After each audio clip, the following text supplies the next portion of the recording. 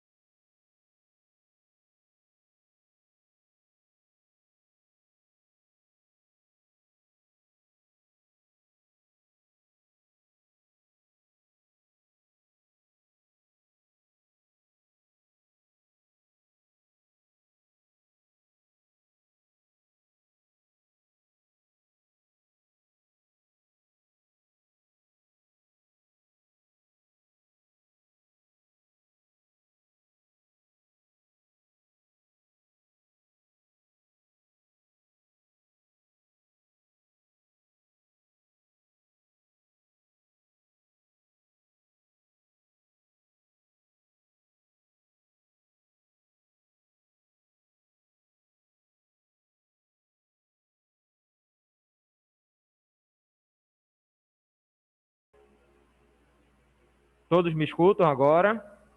Sim. Tá. Eu estava Sim. perguntando e ninguém respondia. Tá bom? E aqui pelo teste eu tinha feito, estava pegando tudo normal. Tá? Então vamos voltar. Vamos lá.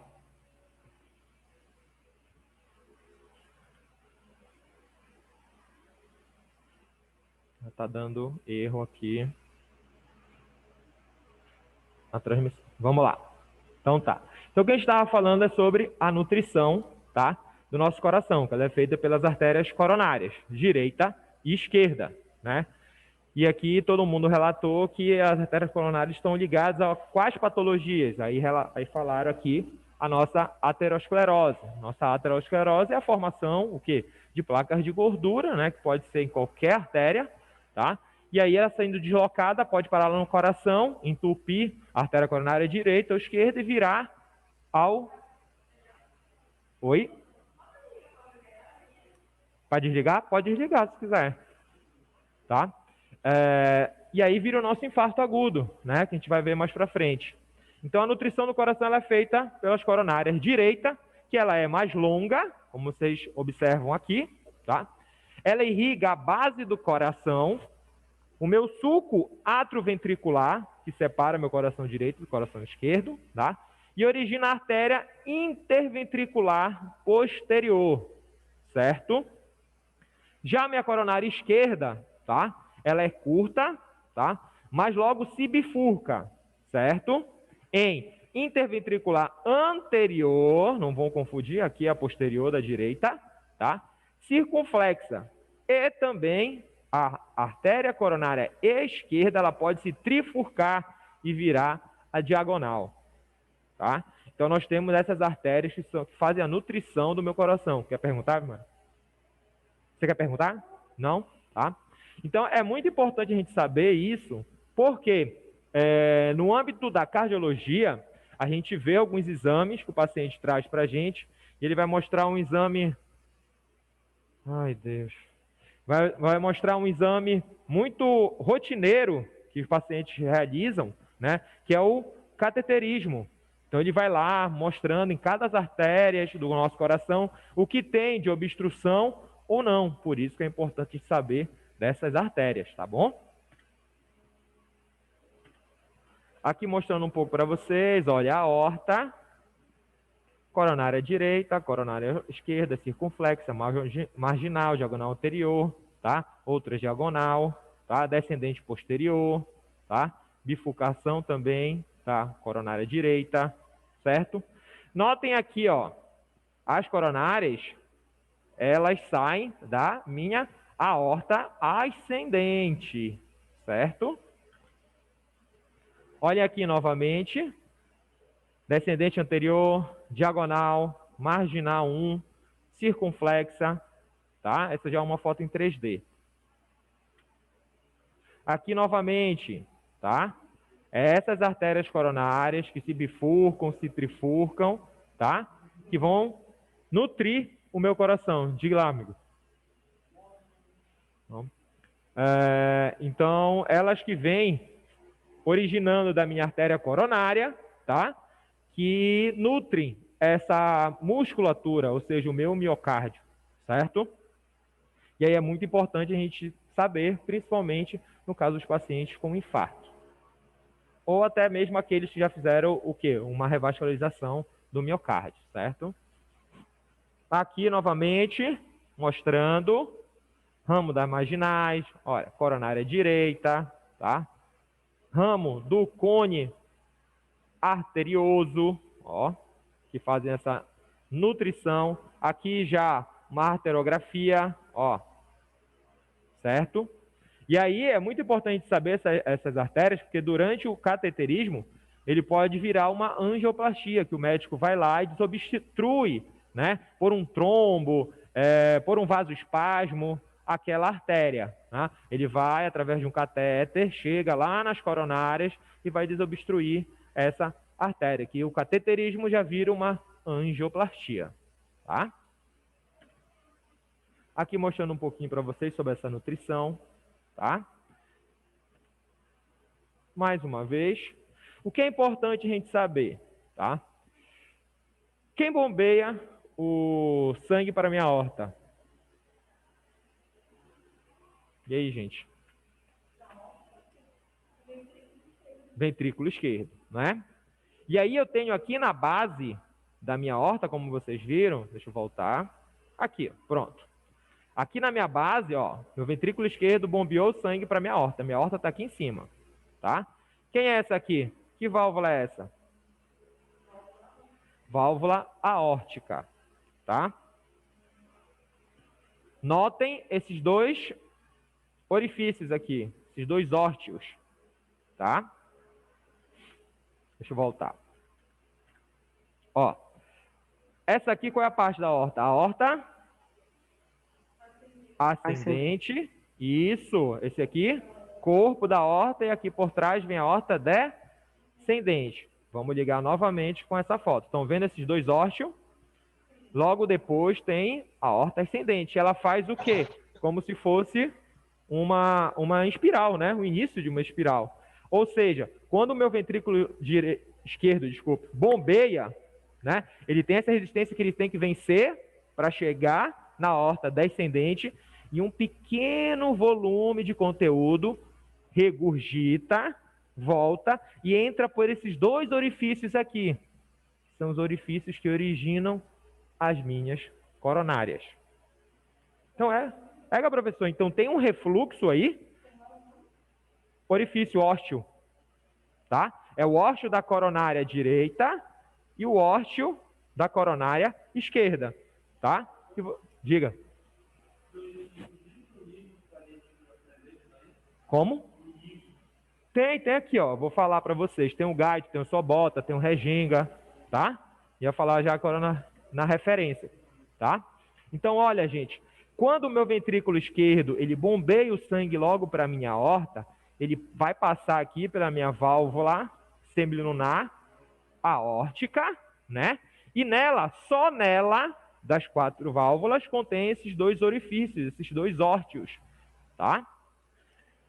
Venceu a resistência, passou a aorta ascendente, corpo da aorta, a aorta descendente. Quando está ali no corpo da aorta, um pequeno volume, ele o quê? Volta, ele regurgita, tá? Para que o quê? Esse pequeno volume vá nutrir as minhas coronárias. Se isso acontecer nas outras válvulas, eu tenho as doenças valvares, que vocês vão ver também. Aqui não, é o único refluxo que ele é fisiológico. Os outros refluxos eles vão ser o quê? Patológico. Não, vai para as coronárias, que é um pequeno volume mesmo. Entendeu? Quando o sangue ele voltar para os ventrículos, já entupiu as coronárias, que estão cheias de sangue, não com trombos, tá bom, gente? Cheias de sangue. E tá voltando para o meu ventrículo, aí eu vou ter as doenças valvares. Sim, isso. Esse orifício é a origem das coronárias. Quando o sangue ele volta, ele regurgita de aorta para ventrículo esquerdo. Fisiológico é uma pequena quantidade só para nutrir as coronárias. Agora, quando eu tenho doença valvar e esse sangue acaba regurgitando para o ventrículo, aí é o caso de eu trocar uma válvula cardíaca e aí já é com cirurgia. Que a gente vai ver mais para frente as doenças valvares. Tá? Por isso que esse é o único essa forma de regurgitar é a única fisiológica que eu tenho no meu corpo, que é só para nutrir as coronárias. Agora, se eu vou nutrir as coronárias, o sangue ele não volta para o meu ventrículo, tá bom, gente? Não esqueçam isso. Vocês aqui eu gosto de chamar do é de casa, né? Que estão em casa estudando com a gente. Deu para entender, gente? Sim, professor. Ok, qualquer coisa é só chamar, tá bom? Valeu, Matheus. Então, gente, estavam falando aqui alguns livros. Eu ia citar para vocês o Guyton, tá? Tem muita coisa de fisiologia, que é o Tratado de Fisiologia Médica. Tem o Sobota, tem o Reginga, Fisioterapia em Cardiologia, tá tudo junto aqui, tá? E tem vários livros de fisiologia que vocês vão encontrar aí na nossa biblioteca, tá? Sigam esse roteiro, tá? Porque é um roteiro um pouco mais enxugado, e lá vocês vão ver um capítulo de 50 a 60 páginas, tá bom? Para a gente entender e relembrar um pouco mais da nossa fisiologia, para a gente, quando for para as patologias, já citei algumas patologias, vocês mesmos já relataram aqui a arteriosclerose, o infarto, vai ser, e as doenças valvares vai ser mais fácil para a gente entender. Tá bom? Tudo bem aqui também, pessoal de casa? Sim, professor. Ok. Então eu vou terminar a parte de fisiologia e anatomia agora e a gente vai para a nossa parte de avaliação. Tá bom, gente?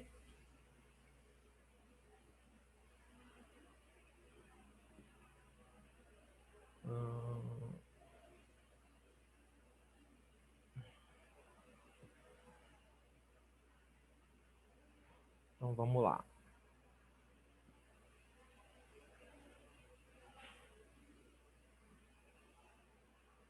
Todo mundo consegue ver aqui o slide de avaliação e exame físico? Sim. Ok, obrigado. Então a gente vai entrar agora numa parte muito importante. Eu posso dizer que uma das mais importantes do nosso semestre aqui na parte de cardiologia, né? Que é a parte de avaliação e exame físico. Por quê? Vocês vão começar a ter contato primeiramente entre vocês, que vai ser a nossa prática, né? E futuramente pode ser com os pacientes lá no âmbito hospitalar, né? Então, eu te digo que é muito importante a gente saber avaliar o paciente, observar os sinais que ele está dando para a gente, tá? Para a gente, antes, né, de uma possível insuficiência respiratória, de um possível derrame pleural excessivo, tá? Um pneumotórax que vai comprimir todo o pulmão, tá? A gente já começar a observar esses sinais que o paciente mostra para a gente, né? E aí tem como a gente ficar um pouco na frente, não deixando que o paciente se agrave e entre uma franca insuficiência respiratória, né? Que aquele paciente já vá direto para uma intubação, tá? Identificação e anamnese. Isso é muito importante, tá? Saber o paciente pelo nome, tá? A idade, o leito desse paciente, tá? Eu digo que para vocês que é muito complicado e já gerou até crime, né? A gente chamar o paciente por leito 3, leito 4, leito 5. É o paciente seu João, que está no leito 3, a patologia dele é tal, ele tem tantos anos, tá? Se eu não chamar ele pelo nome, mas ele pôr pelo leito, tá? Pode complicar aí o nosso dia a dia durante um hospital. Por isso que é bom saber, por isso que quando a gente tem muitos pacientes, a gente anda com planilhas no hospital, tá? Dizendo que é o nosso censo, o nome do paciente, diagnóstico dele, quantos anos ele tem, qual o dia que ele internou, tá? E já veio o nosso outro tópico aqui, data de internação, né? Se eu tenho um paciente que a data de internação hoje são 11, né? Eu vejo que a data de internação dele foi 11 de dezembro. Égua. Tem muita história que já rolou aqui desse paciente, desde quando ele entrou até hoje em dia. Vou pesquisar o que é para conhecer mais e mais esse paciente, né? Isso é muito importante. Data da cirurgia, se ele vai realizar, se ele já realizou, né? Qualquer cirurgia, isso é muito importante para o nosso tratamento, tá? Parte da fisioterapia principalmente. É muito importante eu saber e perguntar para ele, principalmente quem estiver lá no meu PS, na porta de entrada, qual é a queixa principal. Se eu fosse perguntar para vocês, qual é a queixa de vocês hoje, agora? Para todos aí. Sono, já o Matheus respondeu aqui, sono. Calma, daqui a pouco tu vai almoçar e vai dar aquela cesta. Qual é a queixa principal de vocês hoje? Falou a minha, fome. Fome, olha, Ariane, fome. Também, estou com fome Dor já, no tá joelho. batendo. Dor no joelho, vamos tratar isso aí, por favor, hein? Então, a queixa principal, gente, é aquela que o paciente vai relatar para vocês por quê, o que foi, o que está levando ele que trouxe ele para o nosso hospital. Ah, é falta de ar. Ah, é dor no peito. Ah, é a dor no joelho. De repente foi um baque, uma lesão durante algum esporte, uma academia, não sei, tá? O nosso paciente cardiológico, é muito importante eu saber qual é a principal queixa. Segunda-feira, quando eu estava dando plantão, eu vou dar plantão hoje em dia. Hoje, o paciente saiu do PS, foi para o nosso CTI. Qual era a queixa principal dela? Há 2 semanas ela já vinha sentindo dor no peito. Dor no peito. Aí o médico até perguntou. Dona Antônia. Dona Antônia, a senhora está com essa dor há 2 semanas? Ah, tô, só que ela vem devagarzinho aumentando. Então, aquela dor no peito, aí o médico ainda perguntou, estava do lado, ele terminou a avaliação dele e foi fazer a minha. Já fui anotando o que ele ia perguntando também, que algumas coisas, né, vale pra gente também. E aí ela falou, é uma dor em aperto. Né? A gente vai falar desse tipo de dores também, tá? Então é muito importante eu saber o que levou o paciente para o hospital. Dor no peito, falta de ar, inchaço, edema, certo? Essa é a queixa principal do nosso paciente, tá? Histórico da doença, se ele já tem alguma doença pré-existente, qual é o histórico? Eu tenho uma diabetes, eu já amputei esse dedinho, eu tenho o remédio que eu tomo, que eu vou falar se tomo algum remédio ou não, tá? Ele já vai estar relatando para a gente também. Se tem essas doenças, que são pré-determinantes, diabetes, hipertensão, entre outros, câncer, saber o histórico familiar também é muito importante, tá? Desse paciente, a gente já prevê algumas patologias que podem vir esse paciente a ter ou não, tá?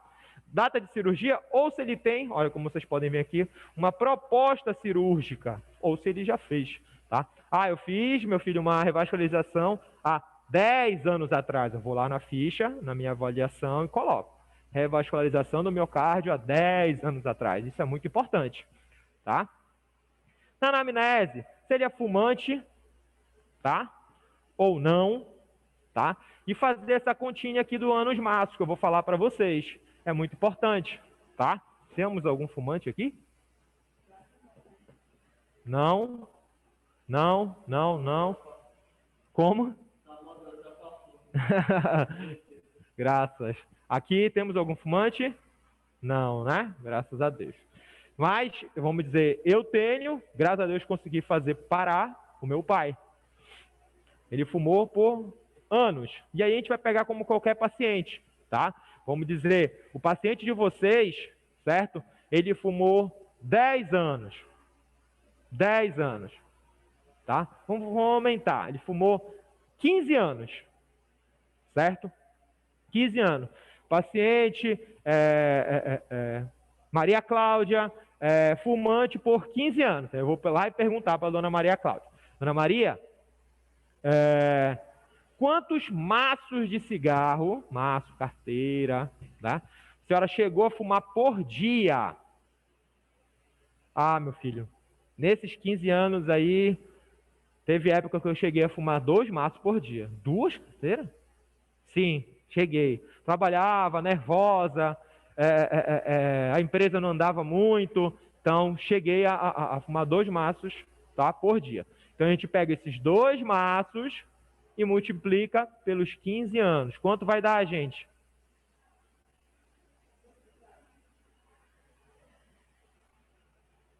Vamos lá, matemática? 2 maços, multiplica pelos 15 anos, 30. Então ela fumou 30 anos maço. Todo mundo entendeu? Não? Eu mesmo não. Olha, a Arlene não entendeu. Então, não interessa os anos que ela fumou, ele vai ser só uma base. Isso, vai ser o número de maços que vai dizer quanto anos maço essa pessoa fumou. Então, se ela chegou a fumar 2 maços de cigarro, ou seja, 2 carteiras por dia, ela foi e justificou, a empresa não andava, ficava muito nervosa, e tinha vezes que eu acordava de madrugada para fumar, de nervosismo, voltava a dormir, né? Então eu cheguei a fumar, César, 2 maços no dia. A gente pega essas 2 carteiras, esses 2 maços, multiplica pelos 15 anos. Então vai dar o quê? 30 anos maço, tá? É muito importante vocês identificarem. Não é 30 anos que ela fumou, é 30 anos maço, tá? Que é pelo maço de cigarro. Entendi. Obrigado, amor. Qualquer coisa. Como? E essas lesões do pulmão vão ficar, o que lesionou vai ficar pro resto da vida.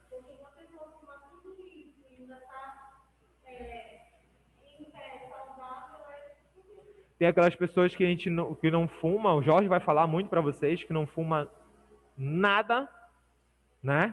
Não é o fumante passivo, mas tem fibrose, mas tem lesões pulmonares decorrentes da nossa genética. Diga, amor.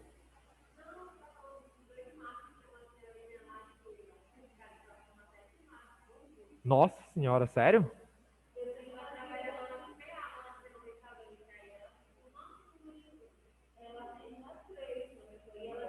Sete?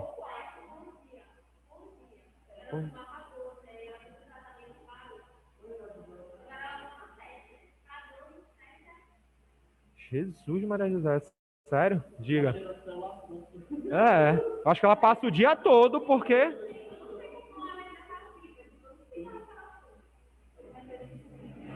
Ela tem que ficar o dia todo com cigarro, mano. Pelo amor de Deus. Nossa senhora. 3. Ó. Nossa senhora, é muito. E para essas pessoas, é muito difícil largar. Porque sair do cigarro, porque a dependência da nicotina, principalmente, é muito alta. É claro que hoje nós temos vários tratamentos, eu acho, o Jorge vai falar para vocês. Por isso que eu falo, olha, nossa pneumicardio é um colado no outro. Né? Eu vou falar de várias coisas e ele também. Vários tratamentos que a base até como eu posso chamar? Fugiu.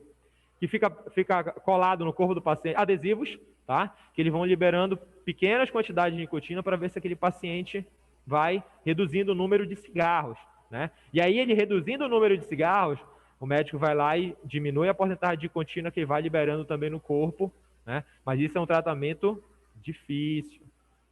Vou passar para vocês que, lá em São Paulo, quando a gente tinha a reabilitação, quando eu estava lá na especialização, os pacientes que iam para a reabilitação pulmonar, eles assinavam um termo. que eles não poderiam fumar, porque senão ia atrapalhar a reabilitação, né, gente? Vamos combinar. E aquilo, como a gente fazia, dados para estudo, né? Então, se alguém visse, se alguém da família denunciasse aquele paciente, ele é excluído do tratamento na hora. Na hora, na hora, na hora. Olha, você não vai mais fazer o tratamento. Você assinou o termo, você concordou com o termo, né? Até os pacientes que pagavam para fazer a reabilitação lá. Se você fumar, você está fora da reabilitação. Porque atrapalha muito o nosso tratamento. Muito.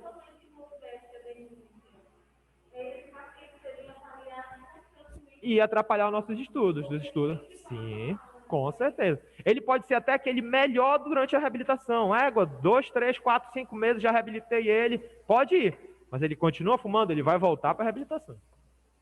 Porque as lesões, por cada dia, olha, aumentando, aumentando, aumentando e aumentando. E eu digo para vocês, a gente que eu não fumo, graças a Deus, consegui fazer meu pai parar.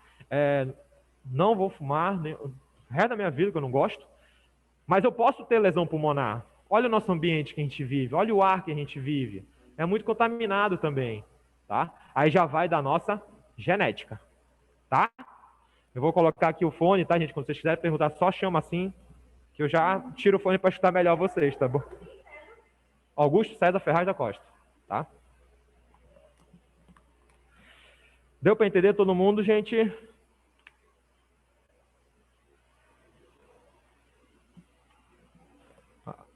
Aqui o pessoal do online.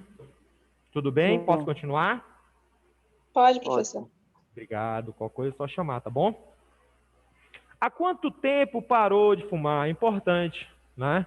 Importante a gente saber. Ele parou e é importante a gente explicar para ele. Muito bom, dona Maria. Já temos 10 anos que a senhora parou de fumar, graças a Deus. Mas é importante a senhora lembrar, tá? Que as lesões ocasionadas pelo cigarro vão ficar o resto da vida. Então, vamos fazer nossa reabilitação. Se Deus quiser, a senhora melhorar o mais rápido possível. Tá ok? Se ela é diabética, se ela é hipertensa, olha aqui embaixo, a gente observar que tem edemas, principalmente nas extremidades. Você sabe como avaliar um edema? Como a gente chama esse aperto? Todo mundo? Em sinal do K. Isso, sinal do cacifo, né? Isso mesmo. Que a gente faz uma leve pressão na área, a gente observa qualquer edema, tá? E observa se volta, né? Se demorar muito para voltar, a gente pode colocar um edema grande, leve, moderado, né? Ou até atrás de cruzinha, bolinha. Eu vou mostrar aqui para vocês um tipo de exemplo, tá? Se toma alguma medicação, se é para diabetes, se é para hipertensão, se é para o coração, se é para o pulmão, tá? Então é muito importante. Sim ou não e qual, tá? Avaliar a tosse desse paciente. Gente, eu pergunto para vocês, como vocês agora, começando a matéria, poderiam avaliar, o pessoal aqui do online também, o pessoal do É de Casa, como vocês avaliariam uma tosse de um paciente?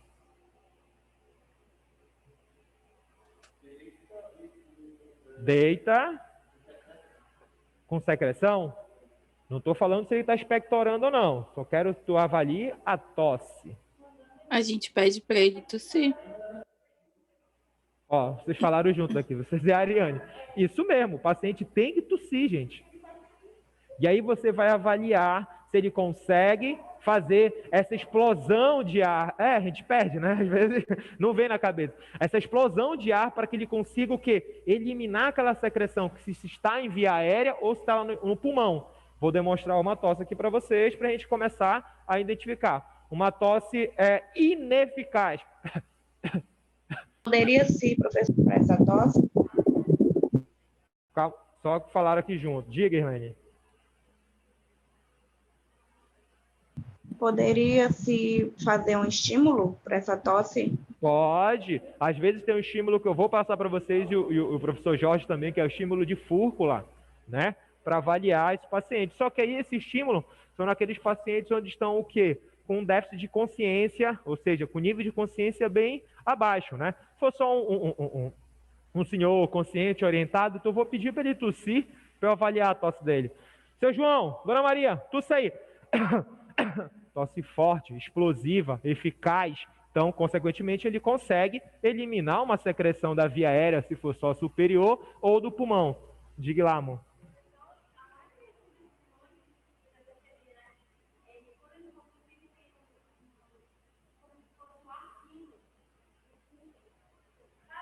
Esse ar fino pode estar ligado a broncoespasmo, né? Isso, e no final ele tem aquele, né? É o broncoespasmo do nosso fumante, tá? O Jorge vai falar muito isso com vocês. E eu já vou avisando também que nós vamos treinar isso durante a escuta. Eu vou passar alguns vídeos aqui, alguns sons para vocês começarem a identificar. Só que isso é rotineiro. Se vocês escutarem aqui e nunca mais treinar, esquece. Tá bom? Que é os sons da nossa escuta. A gente vai começar com isso amanhã, tá? Então, se ele tem essa tosse eficaz ou não, eu vou lá, tosse eficaz. Se ele expectora, como o nosso colega colocou aqui, tá? Eu tenho que saber, expectorar é o nosso catarro, botar para fora, né? Não precisa só cuspir, ele pode engolir também. Só que é muito importante eu saber a quantidade de secreção, tá? Vou dar um exemplo para vocês. Vocês vão falar, credo, professor, nojento. Todo dia, tá rindo, é verdade. Todo dia lá na especialização, quando a gente passava, é verdade, mas todo dia pela especialização, eu passo para vocês porque é vivência e vocês podem viver isso também, tá? No setor, principalmente de pneumo, ou seja, tinha só paciente pneumopata, e os doentes de todo o tórax, a gente passava com um copinho plástico, nesse que vocês encontram em qualquer lugar, dava para todos os pacientes de manhã. Depois de uma hora e pouco, a gente ia lá e coletava. Coletava o quê? Se o senhor for expectorar, expectore nesse copo aqui. A gente ia lá e observava a quantidade de secreção naquela uma hora e meia, tá? Que isso iria equivaler ao dia todo. E a cor, o aspecto dessa secreção, tá? Se ela está fluida, se ela está espessa, se ela está amarelada, tá? Amarelada e esverdeada eu chamo de purulenta e mucopurulenta, tá? Por que mucopurulenta? A mucoide é aquela branquinha, tá? Quando eu tenho essa mistura, certo? De branca com amarela ou esverdeada, que é a minha purulenta, eu já tenho a minha secreção mucopurulenta. Ou minha secreção com raios de sangue, tá? Nossa hemoptise, tá? Ou sanguinolenta ou hemoptoica, é aquela secreção com sangue mesmo, tá? Isso a gente pode observar durante o nosso paciente, tá? Não só o paciente consciente orientado ou aquele paciente que se encontra na UTI. Então, por isso que a gente tem que identificar na nossa evolução e na nossa avaliação, certo? A cor, aspecto, quantidade de secreção que a gente retira daquele paciente, tá? Saber também se esse paciente se encontra em uma dispneia. E aí eu pergunto para vocês, o que é uma dispneia? Sem ler. Diminuição da frequência respiratória. Diminuição da frequência respiratória? Não, nem tanto. Aumentar a frequência respiratória? Não sei. Não vou dar dica, já que na próxima slide a gente já vai falar disso. A dificuldade ou a sensação, isso mesmo, meu amor, obrigado, tá? Que o paciente vai relatar para você de desconforto respiratório. Não sei, mas eu tô cansado. Ou aquele paciente que está normal, com a frequência normal. É que eu estou sentindo um cansaço no peito ainda, mesmo assim, tá entendendo? Então, a dispneia é aquele, a gente é chamado esse termo, a sensação que o paciente relata para você de desconforto durante a respiração. Ou vocês podem encontrar aquele paciente Não? Tô bem, tô bem, tô bem. Vocês vão encontrar. É aquele paciente que já reluta, tá? Para relatar esse desconforto respiratório. Então, o termo dispneia, quando o paciente ele relata a sensação de cansaço para você, tá bom? E aí eu tenho aqui, ó. Alguém quer perguntar alguma coisa, gente? Tudo bem? Posso continuar?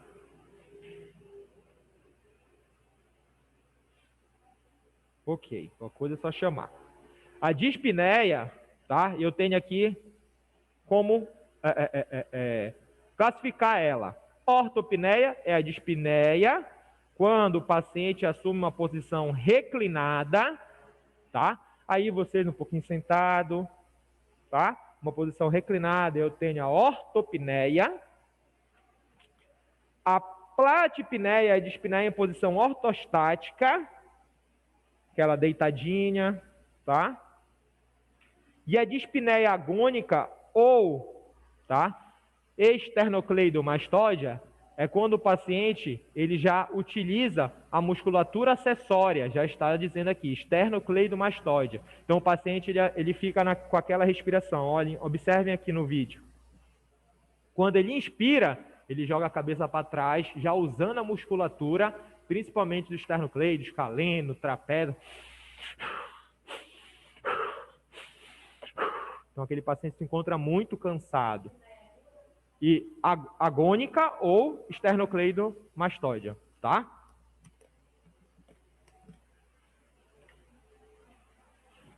Peso, altura, IMC, tá? IMC cada vez mais a gente está deixando de lado, mas peso e altura é muito importante de saber desse paciente, pois quando vocês forem lá para a terapia intensiva, tá? Deve ser com a professora Catiane, aí ela vai dar fórmulas para vocês calcularem um peso, altura. Oi, alguém quer perguntar alguma coisa? Deu para vocês? Isso. Né? Nós temos fórmulas para calcular o peso predito para aquele paciente. Que se vai da altura, se vai do tamanho do membro superior, do membro inferior, tá? Nós temos... Isso, eu preciso do peso predito para calcular qual é o volume que aquele paciente tem, ou seja, necessário para que ele abra o pulmão e ocorra a troca gasosa. Né? E vocês vão ver muito isso com o Spinelli e com a professora Catiane quando vocês forem passar lá por UTI, tá? Se alguém quiser perguntar alguma coisa aqui, gente, é só chamar, tá bom? E aí a gente entra na parte da nossa ventilação. É muito importante a gente observar esse paciente. Se ele encontra-se numa ventilação espontânea, o que seria uma ventilação espontânea? Como nós todos estamos aqui, sem necessidade de oxigênio, sem necessidade de nenhum aparelho, tá? Que ele pode estar necessitando de oxigênio, da oxigenoterapia, tá? Estar em ar ambiente, como todos nós estamos aqui, tá? Sem o auxílio de nenhum dispositivo, tá? Ele pode estar em ventilação não invasiva, que é as nossas VNIs, tá? Através de máscaras, através de capacetes, tá? E em ventilação mecânica, que é através de tubo, através de traqueostomia, tá? Eu não coloco fotos e vídeos aqui, porque vocês vão ver muito isso na parte de UTI, tá bom? E o nosso foco é mais para o paciente cardiológico. Oi? Posso?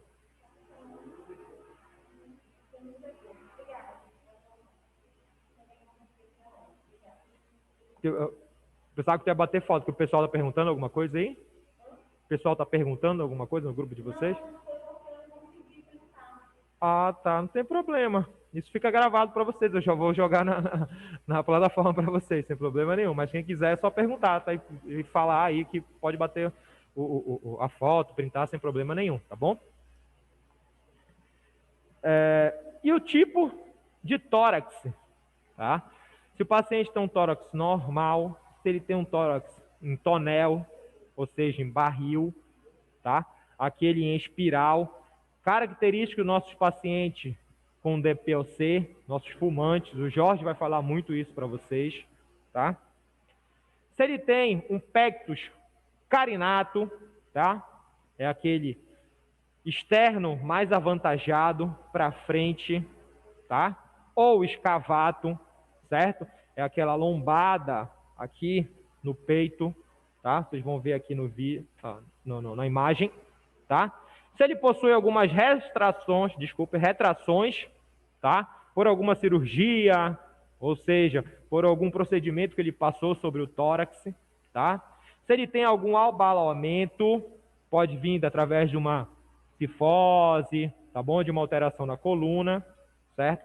E aqui a gente vê vários tipos de tórax, ó, normal, tonel em barril, cifo escoliótico, tórax em funil, tá? O peito de pombo seria o nosso pectus carinato, ou esse escavado, como se fosse uma lombada invertida. Olha aqui, olha o externo, olha a deformidade do externo. Diga lá, amigo.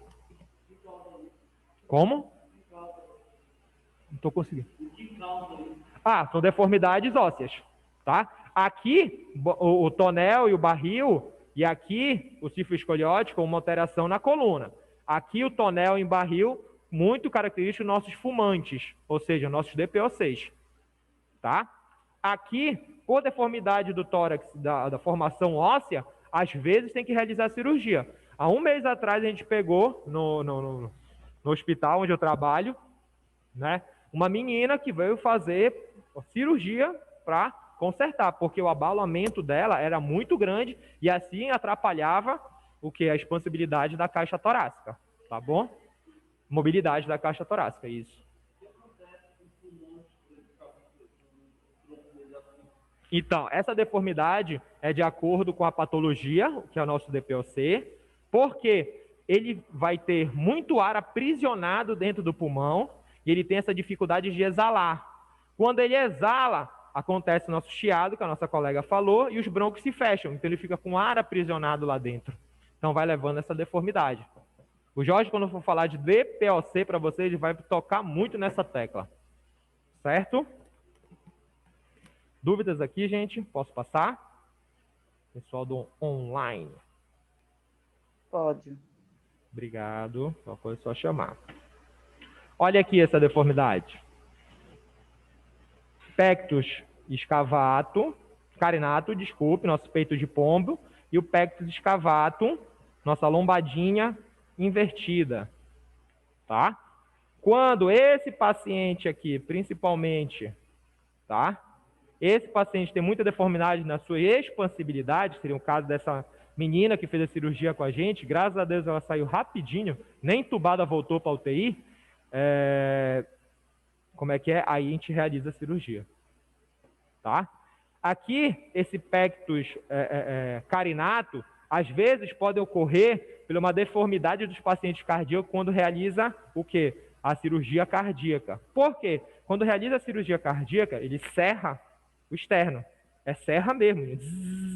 Ele vai serrar o externo, tá? E por uma consolidação errada, às vezes ele fica um pouco anteriorizado, tá bom? Mas muito difícil hoje em dia, mas pode ocorrer, tá? Diga, amor. Sim, os asmáticos também, porque entram na patologia, só que aí já é uma forma genética. Graças a Deus hoje a gente tem como tratar bastante, né? Que ele tem a dificuldade do quê? De exalar esse ar. Então ele pode ter esse tórax modificado, expandido. Isso mesmo, tá? A frequência respiratória ela é muito importante a gente saber avaliar. Se eu perguntar para vocês, o eupneico, o que seria esse termo? Respiração normal, que é de quanto a quanto? 12 a 20, isso. O bradipneico seria o quê? Mais lento. Curta, a frequência diminuída, tá? Pode ser curta, posso relatar no meu uma respiração curta, que até o paciente pode relatar, é que eu estou sentindo que eu não consigo puxar tudo o ar, tá? Ou a bradipneia. Bradipneia é quando a frequência respiratória, ou seja, o número de incursões respiratórias, está abaixo de 12 por minuto, tá? Se eu tenho a bradipneia, o que seria a taquipneia? O aumento dessa frequência, né? Que é acima de 20, tá? O que seria taquidispneia ou taquidispneico? Seria o paciente com a frequência respiratória acima de 20 e ele relatando a dispneia. Ele relatando a dispneia para vocês. Oi? Um ataque de ansiedade, uma euforia pode causar.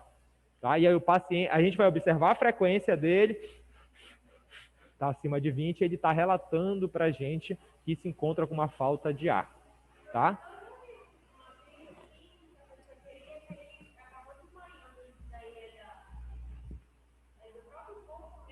Então, quando ele está em crise, né, pode ser por várias patologias, às vezes até psicológicas, né, ele entra nessa frequência respiratória muito elevada, ou seja, você começa a ter a porcentagem de CO2 no sangue também muito baixa, né?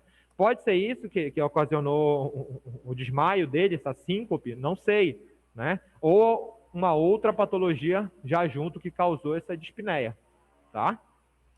E o paciente dispneico é aquele paciente que relata o desconforto respiratório para você, tá? Às vezes o paciente ele pode estar uma frequência normal de 12 a 20 e relatar a dispneia para você, tá bom? Padrão respiratório, que a gente já falou um pouquinho do que a gente vai ver amanhã, e a gente vai começar a ver observar isso no paciente amanhã, tá? Eu tenho um padrão durante a respiração, certo? Um padrão costal, ou seja, mais aqui na lateral da minha caixa torácica, abdominal, certo? Costodiafragmático, quando eu uso o diafragma, e o que? A minha musculatura aqui costal, tá? Que é o mais evidente. Um padrão misto, quando eu utilizo, tá? Tanto diafragma quanto o abdômen, certo?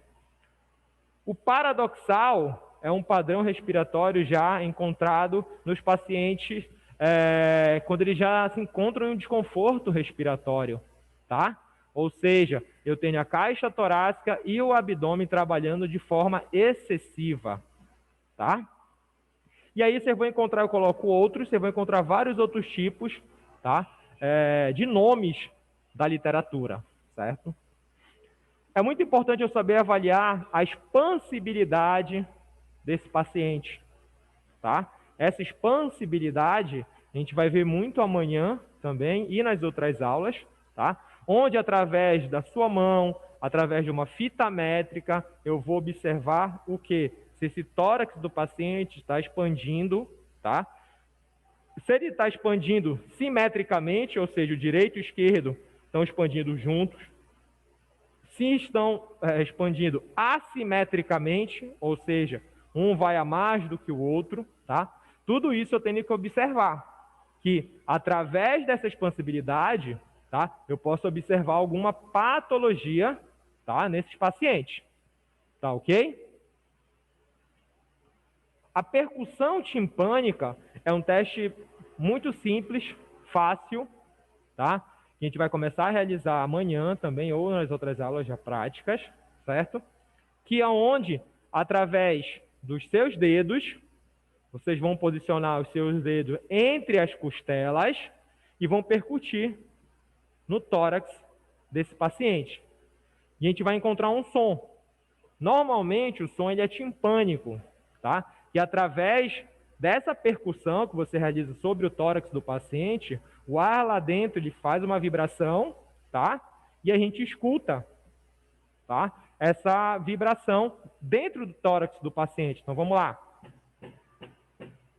Tá? Vai lá, posiciona entre as costelas e percute mesmo, tá? E eu encontro o som timpânico, hipertimpânico ou hipotimpânico, tá? Aumentado e diminuído. Esse aumentado e diminuído pode dizer várias patologias para a gente. Derrame pleural, atelectasia, tá? Pneumotórax, o nosso DPOC, o nosso asmático, certo?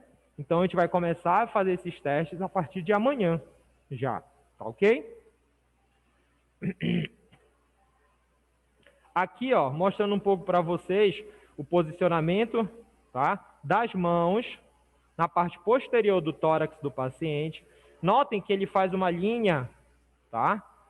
Aqui entre os polegares para observar a expansibilidade desse paciente, certo?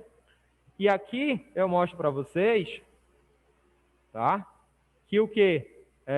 Através de uma fita, eu posso mensurar quanto que é a expansibilidade nesse tórax. Aqui já está muito para o meu abdômen, então ele utiliza bem o abdômen durante a respiração, tá bom? E aí tem 2, 3 centímetros de expansibilidade, nós vamos lá e colocamos na nossa avaliação, tá? Aqui só lembrando um pouco sobre taquipneia, bradiapneia, ó, TAC, acima de 20. Brad, abaixo. Ele para um determinado tempo, tem outra incursão, para, tem outra incursão, para um pouco, tá? A respiração Cheyne-Stokes, tá? Ou seja, ele vem de uma respiração totalmente parada, ou seja, de uma apneia, aí ele começa um ritmo devagar, acelerado, aí ele vem diminuindo de novo o ritmo respiratório, até entrar numa apneia novamente.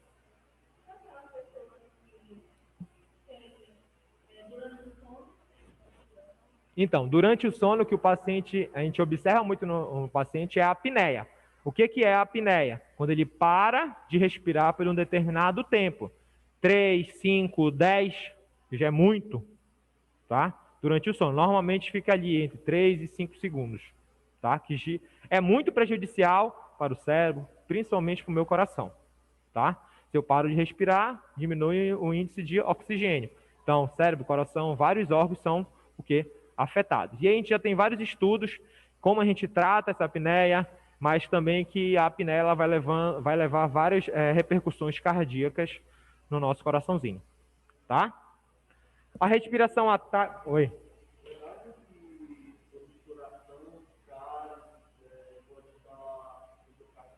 Muito verdade. Isso. Por quê?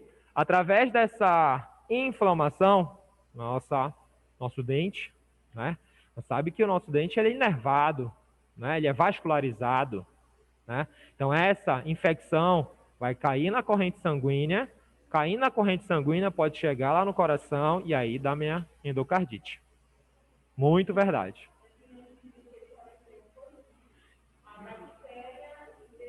Como? Vidro? Siso?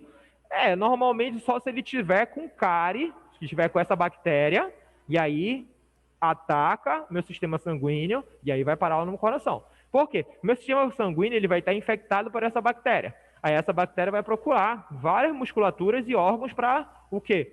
Se proliferar, né? E vai infectar aquela, vamos dizer, nossa musculatura, o nosso miocárdio. E aí pode levar a endocardite? Sim. Né? Isso a gente vê muitos pacientes que, principalmente, claro, né, que se encontram em centro de terapia intensiva. Por isso que hoje em dia, no centro de terapia intensiva, é obrigatório o dentista. Ele vai lá fazer higiene bucal, ensina para os técnicos de enfermagem também como fazer a higiene necessária e certa, tá? Qual é o tempo que tem que ser feito, no mínimo, no dia, né?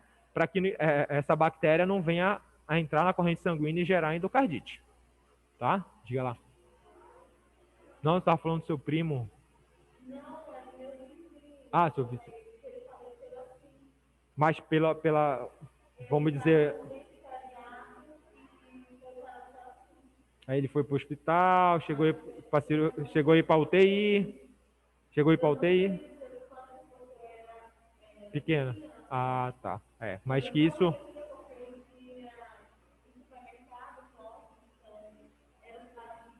Sim.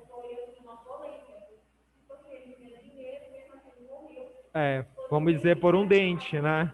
mas isso ocorre muito, gente, principalmente os pacientes que estão em terapia intensiva, tá? Por isso, cuide dos jeitinhos de vocês, tá bom? Olha aqui, eu tenho a respiração atáxia ou bio, tá? Que aí eu já tenho uma inspiração pequena, tá? Uma com incursão um pouco maior, uma incursão grande durante o volume de ar que entra no meu peito, tá? E aí entro num ciclo de apneia, depois venho retornando para minhas incursões respiratórias, tá? A hiperpneia, incursões grandes a todo momento, tá?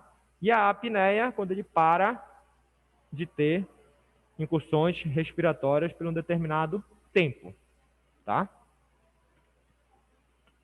Aqui, gente, vocês estão vendo várias coisas porque eu e o Jorge a gente troca bastante informação. Então, às vezes, muitos vídeos que eu tenho, muitas coisas que eu tenho, ele também tem. Dá para ver a respiração paradoxal, ó. O paciente já cansado. Olha como ele utiliza muita musculatura acessória, tá? Para o quê? Para realizar essa incursão respiratória, certo? Olha aqui, ele utilizando esternocleido, escaleno, tá? Olha a musculatura do abdômen dele. Olha as tiragens, vou mostrar para vocês o que é tiragem. Olha o abdômen dele trabalhando, tá? É um paciente que está cansando. Um paciente que ele quer puxar o ar e não vem, tá? Esse paciente já é clássico para a gente, olha, médico, tem que tubar, certo? Por isso que é muito importante a gente saber avaliar o paciente, certo? Dúvidas aqui, gente? Não, professor. Tá, ok. Posso continuar, né? Ó, só voltar um pouquinho para mostrar o que é tiragens. Olha aqui, entre as costelas, observe os intercostais trabalhando. Dá para vocês observarem? Que afunda durante a inspiração, ó. Dá para observar? Isso eu chamo de tiragens intercostais, tá? O desconforto respiratório está tão grande, o pessoal de casa está escutando o vídeo também, tá? Aí quando vocês forem ver a aula, vocês vão escutar. Quando o desconforto está tão grande que utiliza essa musculatura, né, intercostais internos, externos aí, a gente chama de tiragens intercostais, tá bom? Aqui um pouco mais das tiragens, é o mesmo paciente, tá? O frêmito tóraco-vocal. O que é o frêmito tóraco-vocal, professor? O frêmito tóraco-vocal, nada mais, nada menos, é a vibração que a sua voz, tá, faz, que com o ar é propagada dentro do seu pulmão. Você pode pegar aí mesmo, tá, com a sua mão, colocar a mão sobre o tórax e falar. Você vai sentir uma vibração, tá? E aí, vocês podem ver isso em livros, tá? Eu não estou puxando a sardinha. E os livros relatam para a gente falar um número muito importante, tá? Principalmente para o nosso clube de regatas aí, o nosso leão. O 33, tá? Faz sobre o tórax do paciente e pede para ele só falar. 33. A gente observa a vibração, tanto de um lado quanto do outro, tá? Aí eu já tive várias turmas que falam, professor, eu não gosto do 33. Tá, fala 333, fala 3.333, sem problema nenhum, tá bom? E aí a gente pede para o paciente e a gente observa, principalmente nessa parte hipotenar, aqui da mão, que ela é um pouco mais sensível, tá? Os livros relatam um pouco isso, para a gente estar colocando sobre o tórax do paciente e o que? Pedindo para ele falar, tá? 33, sinto a vibração. 33, sinto a vibração. 33, eu não estou sentindo a vibração. Se eu não sentir essa vibração, tanto de um lado como do outro, eu sempre tenho que estar observando. Eu não posso fazer essa diferenciação de um ápice com a base. Sempre tenho que comparar ápice com ápice, terço médio, base com base. E aí naquela área eu não sinto a vibração, não sinto a percussão, não sinto a ausculta. Opa, alguma patologia está ali instalada. Por isso que é muito importante a gente observar isso nos nossos pacientes, tá? Se esse paciente apresenta cianose, tá? O que é cianose, gente? Roxo, a roxidão, principalmente nas extremidades, tá? Mãos, pés, tá? A cianose periférica ou também a cianose central, quando os lábios do paciente já se encontram assim um pouco mais esbranquiçados, tá? Que é o déficit de oxigênio mesmo, tá bom? É muito importante também observar o bacteamento digital. O que é isso?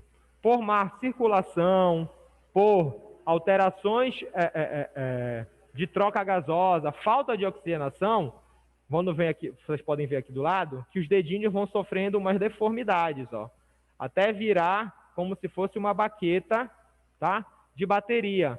Fino, fino, fino, e só a pontinha, lembrando a cabeça da baqueta, tá? Isso são alterações dos pacientes de acordo com cigarro e várias outras patologias, tá bom? As tiragens intercostais, que eu mostrei lá para vocês no vídeo, principalmente, tá? Se o paciente apresenta edemas, tá? E aí eu posso calcular, como eu disse para vocês, tá? Pelo sinal do cacifo, se ele tem uma cruzinha de 3, um edema leve, 2 cruzinhas barra 3, um edema moderado, 3 cruzinhas barra 3, um edema grave, tá? Aí, professor, só com cruzinha? Eu falei, não, você pode fazer com bolinha, você pode fazer com carinha, com estrelinha, você pode fazer de qualquer jeito, tá? O importante é identificar, certo? Se esse paciente ele apresenta uma dor torácica, como eu relatei logo no início para vocês, uma paciente que chegou no nosso UTI, tá? Qual tipo? Em aperto, em queimação, tá? Em pontada, certo? E ela vai estar relatando para vocês, tá? Ah, eu sinto uma obstrução aqui dentro e eu não consigo realizar mais nada, que vem a falta de ar. Ela vai estar, ele vai estar relatando para vocês e vocês colocam, tá? Na avaliação de vocês. Isso é muito importante. Quanto tempo a senhora já vem tendo isso? Ah, tem 2, 3 semanas. Tá? A gente vai lá e coloca na nossa avaliação. A ausculta, deixa eu só fechar e abrir novamente, gente, porque... Tá. A ausculta cardíaca e pulmonar, tá? Vou logo relatando para vocês. Amanhã eu quero que no mínimo uma dupla, tá? Ou até mesmo um trio, tá? Leve um esteto e um esfigno, tá? E a fita também, certo? Pra gente começar nossas práticas, certo? Porque aqui na ausculta, vocês vão ver, olha, ausculta cardíaca e a pulmonar. Então, começando pela cardíaca, primeiro eu tenho que lembrar dos meus focos, tá? Onde vocês vão observar de uma forma mais abundante, tá? A abertura e o fechamento dessas válvulas cardíacas, que vão realizar o nosso tum-tá, tá? Como eu tenho 4 válvulas, eu tenho 4 focos para a nossa ausculta cardíaca. O foco aórtico, que fica localizado entre segunda e terceira, ou terceira e quarta costela, aqui, ó, 1, 2. Então, entre o espaço intercostal da segunda e da terceira costela, do lado direito. Foco pulmonar, mesma coisa, entre a segunda e a terceira espaço intercostal do meu lado esquerdo, tá? Aórtico, pulmonar. Tricúspide, logo abaixo do processo tifoide, aqui no final do externo. Todo mundo lembra o que é o processo tifoide? Sim? Sim. Ok. E o foco mitral, que é entre a quinta e sexta costela, aqui no meu lado esquerdo, tá? É lá onde vocês vão colocar o esteto e observar o tum-tá, tum-tá, tum-tá, que é a abertura e fechamento das válvulas cardíacas, tá bom? Isso a gente vai fazer na prática também. Aqui, lembrando um pouco da ausculta pulmonar, certo? Que eu tenho vários focos, como vocês podem observar aqui, ó. Tá? 1, 2, 3, 4, 5, 6. Ah, professor, por que o senhor conta de um lado para o outro? Porque sempre na ausculta você tem que comparar um foco com outro. Um foco com outro, tá? No mínimo, uma no ápice, uma no terço médio e uma nas minhas bases, tá? Aqui na posterior, mesma coisa, ó. Só que o quê? Eu tenho que fugir da minha escápula, porque senão o som vai ser diminuído aqui em cima da escápula mesmo, tá? Isso a gente vai fazer lá na nossa prática. Oi. Como? É. Mas vocês vão vendo que com o tempo vocês vão pegando isso rápido, tá? Como eu falei, isso é treino, tá? Pessoal aí que já está há um tempo em hospital, quando bate um olho em uma coisa, já pode, olha, vamos chama o médico, aí já vai vendo número de frequência respiratória, já vai escutando já direto, tá? A gente faz isso em 5 minutos no hospital, tá? Mas isso é tempo, é vivência, como eu falei para você. Não adianta vamos dizer, sabe lá Deus se eu vou colocar a prova prática para vocês, não sei, tá? Vai que, não sei, a outra balançando a cabeça ali, não, pelo amor de Deus. Aí eu peço um teste para vocês, ó, realiza esse teste aqui. Aí você, esqueci, eu vi lá no início e não treinei, tá? Por isso que isso com o tempo vai ficando já na cabeça de vocês, não se preocupe. Claro, para aqueles que vão ver rotineiramente. Ah, professor, eu não sei nada porque eu vi na minha faculdade, agora eu tenho 10 anos de formado e nunca mais vi. Tudo bem, você trabalha com outra área, sem problema. Pronto, tá? Mas é muito importante a gente lembrar aqui que durante a nossa escuta, a gente pode observar alguns sons na ausculta pulmonar, já ruídos, tá? Que a gente diz ruídos adventícios. Desculpe. Os nossos roncos, tá? Que são característicos de secreção pulmonar. Os nossos sibilos são nossos miados de gatos, tá? Nosso é quando o paciente está com sibilo, tá? Nossos estertores crepitantes e subcrepitantes. Nossos estertores crepitantes quer dizer que algum líquido ele está começando a extravasar dos vasos e passar para o pulmão, tá? Vocês podem pegar o cabelo de vocês aí, fazer uma fricção entre eles, vai fazer um som, como se fosse de um velcrozinho, né? Podem fazer aí, tá? Vocês vão observar. Esse é o som do nosso estertor, tá? Crepitantes, nossos finos, ou subcrepitantes, ou bolhosos, que eles já são mais grossos. Quer dizer que o líquido já entrou todo o alvéolo e esse som está bem mais evidente, tá bom? Ó, não dá para vocês escutarem, mas o pessoal de casa dá. Tá? Na próxima, quer dizer, amanhã, quando a gente tiver a aula, eu vou estar com uma caixinha de som e vou passar para vocês também, tá? Que vai passando por cada som dos estertores, tá? Uma crepitação um pouco mais fina, tá? Tudo isso eu vou passar amanhã para vocês na prática também, tá bom?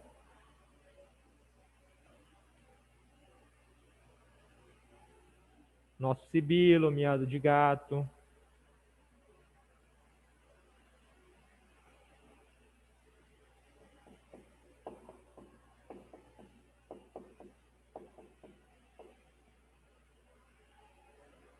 O ronco.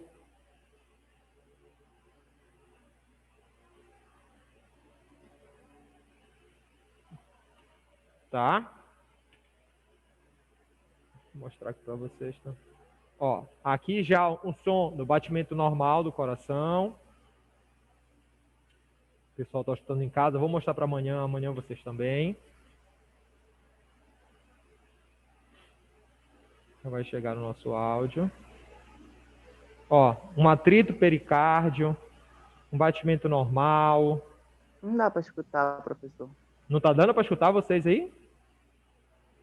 Eu não estou escutando. Eu também não tô escutando nada. Eu estou escutando todinho aqui o vídeo. Tá, mas então eu vou fazer o seguinte. Amanhã, na prática, eu vou passar todos esses sons todinho para vocês. Todos os vídeos o pessoal escutava, mas não sei o que está ocorrendo. Eu escutei só no início, aí depois eu já não escutei mais. Deixa eu ver se tem alguma coisa aí. Estão escutando ou não? Não. Não? Tá. Então, o que eu vou fazer? Eu vou passar todos esses sons amanhã na prática para estar lembrando vocês novamente, tá bom? O pessoal de casa também relatou que não está escutando, certo? E as nossas referências, certo? Vai encontrar tudo isso na fisioterapia em cardiologia Regenga, tá? Fundamentos da terapia respiratória Diega, vários volumes, eu coloquei o volume 7, mas já tem volume 8, 9, tá? Lembrando, amanhã, prática, lá na São Pedro, tá bom? Como? Isso, uma roupa um pouco mais leve, tá? Vocês vão avaliar edema, vocês vão avaliar a expansibilidade do paciente, então o padrão respiratório, então precisa levantar um pouco aqui, tá? Para a gente observar qual é o padrão de cada um, certo? E 7h30 a gente vai, eu vou estar com uma turma, tá? Kimura outra, 9 horas a gente só faz trocar, tá? Lembrando, novamente, uma roupa um pouco mais leve, tá? E esteto, esfigno e uma fita métrica. Tá bom? Tudo bem aqui de casa, gente?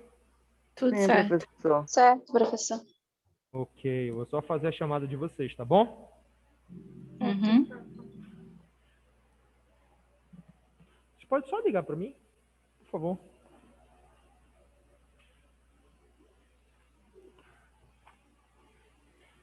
Obrigado.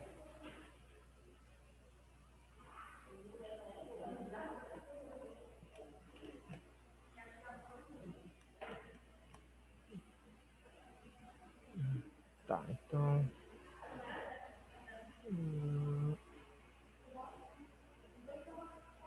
Então vamos lá. Quem está aqui no online? Vamos falando aí. Ariane. Ariane. Tá aqui. Ariane da Silva Ferreira, é isso? Isso. O que mais? Vamos lá. Diego, tá aí? Tô aqui, isso. Ok. Gabriela. Tô aqui, professor. Gabriela Rodrigues Coelho, né? Isso. Jasmine. Tô aqui. Luciane. Tô aqui, professor.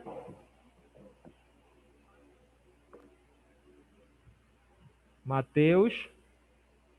Aqui, professor. Tá ok. E Maiane. Presente, professor.